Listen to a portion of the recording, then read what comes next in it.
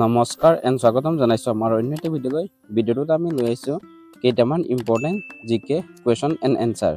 ভিডিঅ'টোৰ প্ৰথম কুৱেশ্যনটো হ'ব, ভাৰতৰ প্ৰথম উপৰাষ্ট্ৰপতি কোন আছিল? Who was the first vice president of India? ইয়াৰে অপশ্যনখিনিৰ ভিতৰত ৰাইট এনচাৰটো হ'ব option number B, doctor Sarvepalli Radhakrishnan. Doctor Sarvepalli Radhakrishnan আছিল ভাৰতৰ প্ৰথমগৰাকী উপৰাষ্ট্ৰপতি। নেক্সট কুৱেশ্যন, অসমৰ উচ্চ ন্যায়ালয় ক'ত অৱস্থিত? Where is the high court of Assam located? ইয়াৰ এনচাৰটো হ'ব অপশ্যন নম্বৰ চি, গুৱাহাটী। গুৱাহাটীত অসমৰ উচ্চ ন্যায়ালয় অৰ্থাৎ হাইকোৰ্ট অৱস্থিত। আৰু গুৱাহাটী হাইকোৰ্ট স্থাপন হৈছিল 1948 চনত। এই চনটো মনত ৰাখিব, এই কুৱেশ্যনটো বাৰে বাৰে অহা দেখা যায়। নেক্সট কুৱেশ্যন, পানিপথৰ তৃতীয় যুদ্ধ কেতিয়া হৈছিল? When was the third battle of Panipat fought? ইয়াৰে চাৰিটা অপশ্যনৰ ভিতৰত ৰাইট এনচাৰটো হ'ব 1761। অপশ্যন নম্বৰ বি, 1761 চনত পানিপথৰ তৃতীয় যুদ্ধ হৈছিল।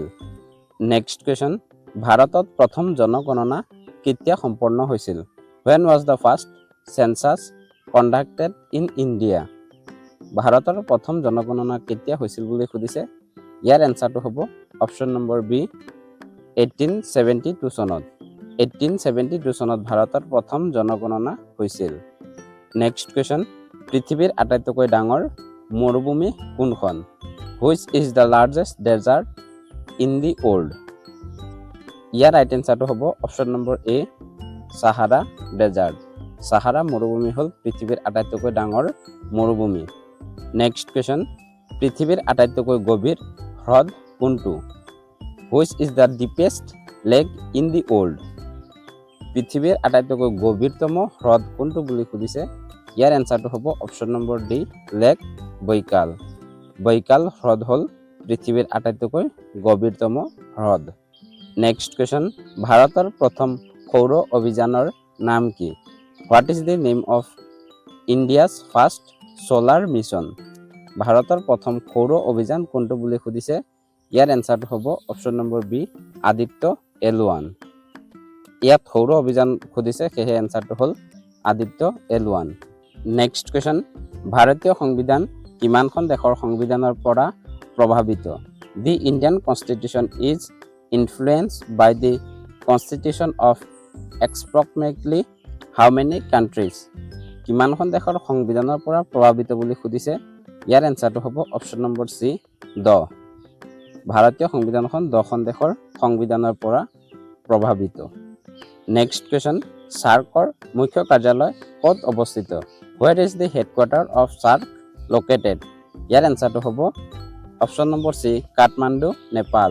নেপালৰ কাঠমাণ্ডুত চাৰ্কৰ মুখ্য কাৰ্যালয় অৱস্থিত।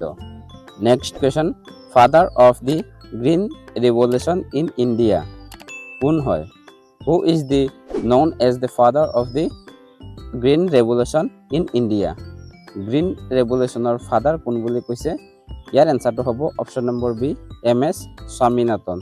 MS স্বামীনাথন হ'ল ভাৰতত গ্ৰীণ ৰিভলিউশ্যনৰ পিতৃ বুলি জনা যায়। নেক্সট কুৱেশ্যন, ৰাষ্ট্ৰীয় মানৱ অধিকাৰ আয়োগ কেতিয়া গঠন হৈছিল? When was the National Human Rights Commission established? ইয়াৰ এনচাৰটো হ'ব অপশ্যন নম্বৰ চি, 1993 চনত। 1993 চনত ৰাষ্ট্ৰীয় মানৱ অধিকাৰ আয়োগ গঠন হৈছিল। নেক্সট কুৱেশ্যন, ব্লু ৰিভলিউশ্যন কিহৰ সৈতে জড়িত?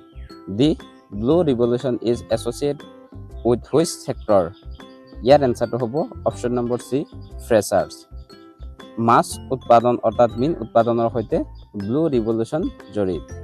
নেক্সট কুৱেশ্যন, ভাৰতীয় সংবিধানৰ কোন অংশত মৌলিক অধিকাৰৰ বিষয়ে উল্লেখ আছে? In which part of the Indian constitution are the fundamental rights included? ইয়াৰ এনচাৰটো হ'ব অপশ্যন নম্বৰ বি, পাৰ্ট 3। ভাৰতীয় সংবিধানৰ পাৰ্ট 3ত মৌলিক অধিকাৰৰ বিষয়ে উল্লেখ আছে। নেক্সট কুৱেশ্যন, ভাৰতৰ প্ৰথম চিফ ইলেকশ্যন কমিশ্যনাৰ কোন আছিল?